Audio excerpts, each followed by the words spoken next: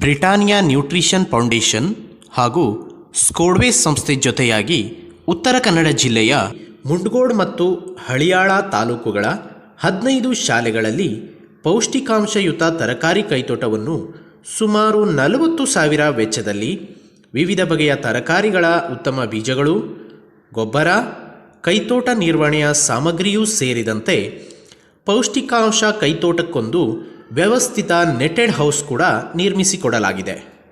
ಪೌಷ್ಟಿಕಾಂಶ ಕೈತೋಟದಲ್ಲಿ ಪಾಲಕ್, ಹರಿವೆ, ಕೊತ್ತಂಬರಿ ಸೊಪ್ಪು, ಬೆಂಡೆ, ಹೀರೆ, ಟೊಮ್ಯಾಟೊ, ಮೂಲಂಗಿ, ಗಜ್ಜರಿ, ಬದನೆ ಸೇರಿ ವಿವಿಧ ಬಗೆಯ ತರಕಾರಿಗಳನ್ನು ಬೆಳೆಸಿ ತಮ್ಮ ಶಾಲಾ ಬಿಸಿಯೂಟದಲ್ಲಿ ಬಳಸುತ್ತಿದ್ದಾರೆ.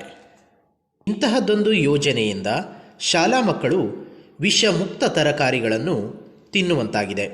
ಅಲ್ಲದೆ ಮಕ್ಕಳೇ ಇದರ ನಿರ್ವಹಣೆ ಮಾಡುವುದರಿಂದ ಊಟದಲ್ಲಿನ ತರಕಾರಿಗಳನ್ನು ಪ್ರೀತಿಯಿಂದ ತಿನ್ನುತ್ತಿದ್ದಾರೆ ಎಂಬ ಮೆಚ್ಚುಗೆಯನ್ನು ಶಿಕ್ಷಕರು, ಬಿಸಿಯೂಟದವರು ಮತ್ತು ಶಾಲಾ ಸಮಿತಿಯವರು ವ್ಯಕ್ತಪಡಿಸುತ್ತಿದ್ದಾರೆ.